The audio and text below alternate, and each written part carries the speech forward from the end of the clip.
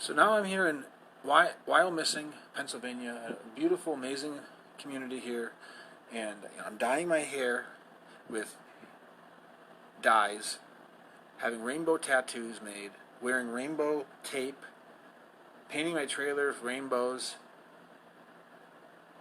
to support the LGBT community, to help support Taylor Swift. After I had to prove in Odda, Norway, that I wasn't a homophobe, that I wasn't racist, even after I was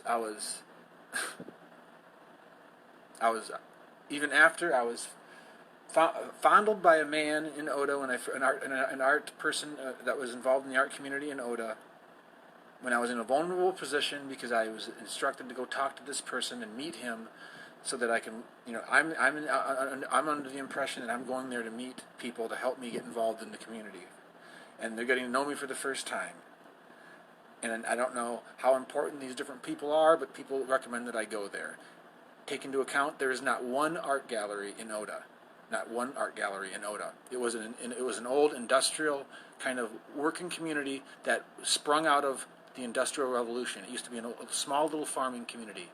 So there's very little artistic impact in that community. But they're trying to. They're in the middle of this they're in the middle of this modern day movement of cleaning up and environmentalism, and they're in one of the most beautiful places in Norway because all these waterfalls were there, which is why they captured the electricity and it turned into this little kind of hidden industrial town. But it's changing its name, so there's very little art there.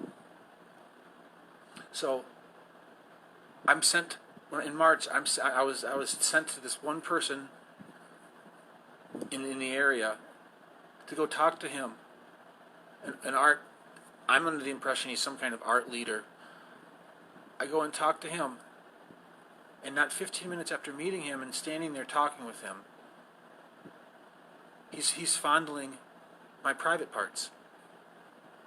Well, how did you do that? Well, we were standing there talking, and his hand is dangling down next to, very close to mine, and he keeps moving a little bit closer, and so then any move that I make can show that I'm afraid of him or something. It creates an uncomfortable situation. So I'm alone, him and I, in his apartment art gallery place,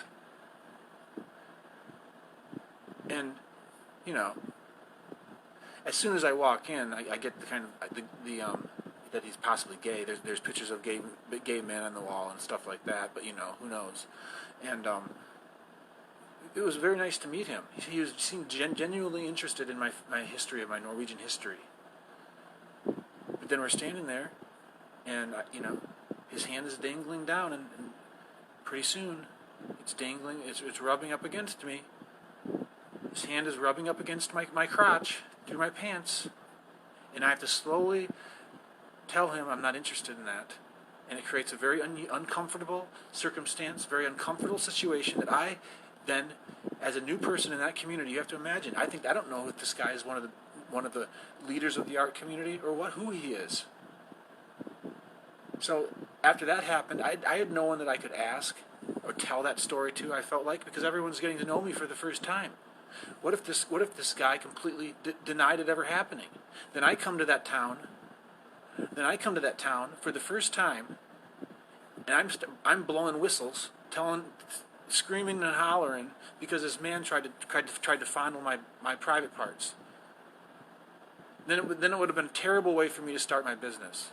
So I was in a way I was a naive person, in the sense where I was a good person coming there with all these people. Probably, like I said, when you go over there to Norway, to Europe, these people, many times they try to maneuver like a chessboard. They think it's a big chessboard, a big game. Because their economy is so much smaller than ours. They have all this. They have to do all these things differently. They have all this free time to try to maneuver things and figure out politically and how to,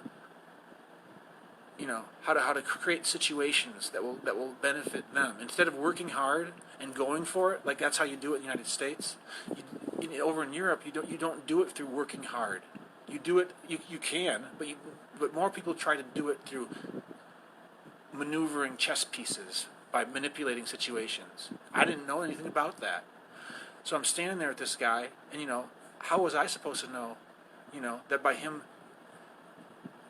I mean, maybe he just really was attracted to me, and he couldn't keep his hands off of me. But in any event, it created an awkward situation for me, because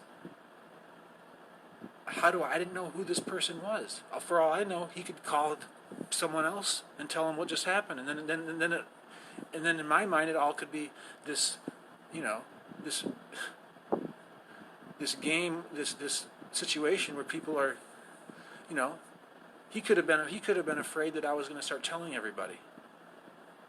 And then how good would that have sounded? I first get to Odda, haven't even met Jeanette yet, and I'm already blowing the whistle because a gay man started fondling me, and I'm running around telling everyone how this happened. That would have been a terrible way to start my business. So I don't tell anyone about it. I remain his friend, though. It's happened to me before in the United States, and I remain his friend because he's a gay man and he likes men, and it's like some men like women so much they're too pushy with women, and they're touching them in ways in which women don't like too soon. It's the same thing. So a lot of men don't know how to maneuver once it happens. They get mad, they run, they get angry. That's not me. So, I'm talking about this now because I remain friends with this guy. He keeps sending me messages, and his messages are intended to try to piss me off. Saying things about. But I remain his friend because, I guess, like I said, he's got this. I don't even think he lives there anymore. And it doesn't matter. But I just, all these things that I just, that I could have chosen to make a big deal about, I didn't, because it wasn't important. I'm moving forward. I want to start my business. I was there to do good things, to meet Jeanette, to start a relationship with somebody. I mean, it's.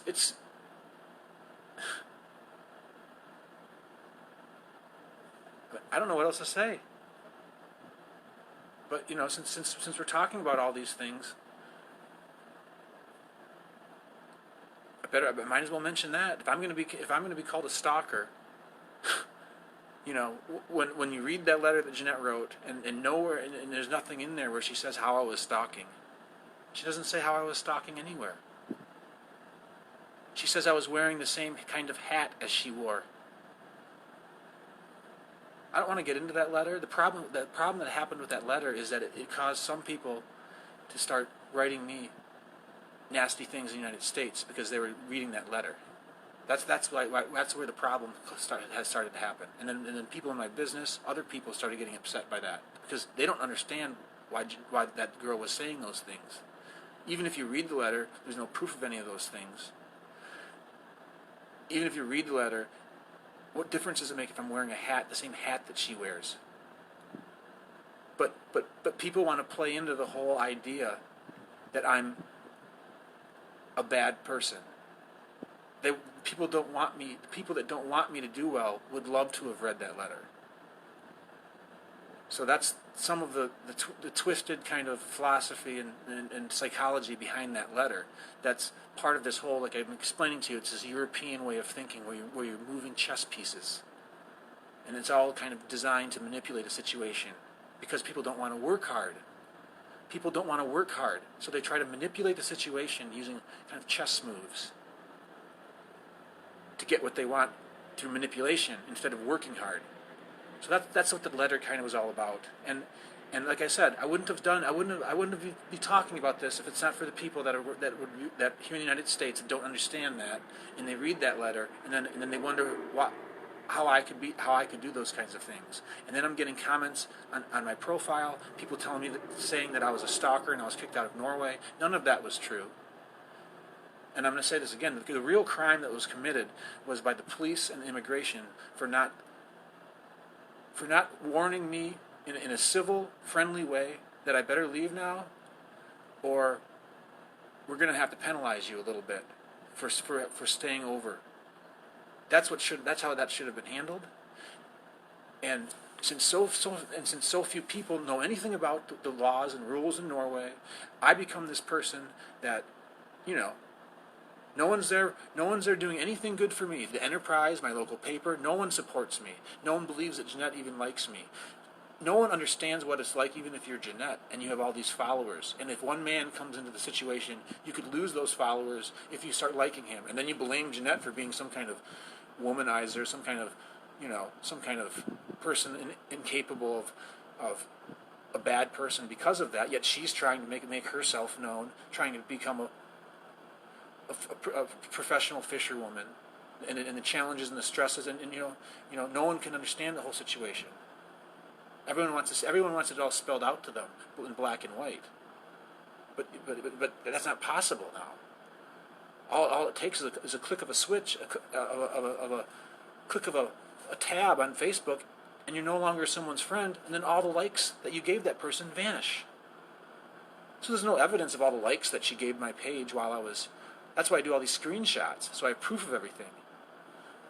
So she was liking my stuff all through the year. I could go through each picture that she posted. I could tell you what that meant for Jeanette and I as she was doing them through the summer, as I was carving the tiles, and as some of them were related to Jeanette, and how like I said, we were communicating non-verbally. I could tell you what each of those pictures that she did was meant, when they occurred, how the timing of it was meant for me to understand. So I'm just saying, it's just. I could have made the town. I made the town shine, and I could have easily become a drama fest, posting things that were not intended to help my stay there. I'm a reasonable, very reasonable person, kind person who looks at situations and tries to think of the best way to approach them. And when situations happen that I'm not comfortable with, I try to carefully maneuver my way out of them. Like when the man was approached me and started touching me, and when I first got to Odda, and how that created a difficult situation for me. So, I didn't tell anyone about that because I wanted to. I didn't want to cause any. I didn't want to I didn't want to frizzle anyone's hair, whatever you want to call it. I'm just getting to meet these people. It's funny because I don't know what it would have taken to get to know the people, but I feel like now we know the people. So it's funny. We'll see if this method of getting to know the people in Odda was the proper method. I mean, to be on the front page didn't seem like that was the proper method. I don't know what would have been the proper method. I really don't. I tried everything I could do to expose myself to the community in positive ways, and to listen to advice of the community members there. And that's what I did, and I fought hard. I fought hard to clean that building. I fought hard to learn the system and how to do everything from get garbage set up to how to wire money back and forth from the United States in the most efficient ways.